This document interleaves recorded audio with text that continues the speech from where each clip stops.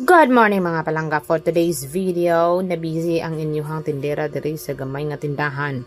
Aw, dili siya ingon gamay daw, dako gamay kay lisod pud punon. Kay dako pud siya lagi. So, buntag sayo inano jud ang akong setup no. Diri ra sa jud na ako ma-feel mga langga nga taas jud ko kakasangko man ang ibang bitay.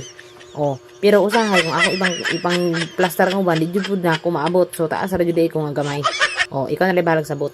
So, inani nga mga orasan mga nga buntag pang sayo, init na din gabita ka na, pad na atbang manggul mi sa sun. Yes, atbang. Busy kaayo ko, ani orasan, mag-arrange, unsa-unsa, pahabuan, nagpaabot sa customer, inana ang mga setup. Kaya usahay, ang kinabuhi mga langga, di ta pwede magtinapol kay kung magtinapol ta, wala dito tayo mahimo. Bisan tulog, piso-piso ra, at least na ay piso. Hindi tayo mag-inui. May na lang nasa una, di ka ko ganahal tindahan, kaya di ko kasabot. Labi na maglista ko dito sa balitono, maglibog ko. Okay, kanila laging tagaan tagtas.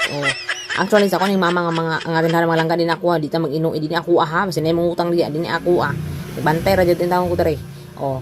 Mo na yung hinungdan nga naglibog ko kay karon pa ko ka anhatag og responsibilidad ning tindahan nga di madilalim pud abi ko bag ang tindahan igo ko mo bantay-bantay. Lisod may kay manglista og maglista kung si palitunon o kung si mga kulang. Lisod mo ilista kung pila ang ginansya niya, gamay ra mari kay maganansya di pastilan dolor. Nga utangon pa. Di ba? Pero di na okay ra na siya kaya kanang mangutangay mo na hinungdan nga na kay suki. Kung walay mangutangay wala tay suki. So for today's video na ako'y customer ani isa di balit siya og keratin gold.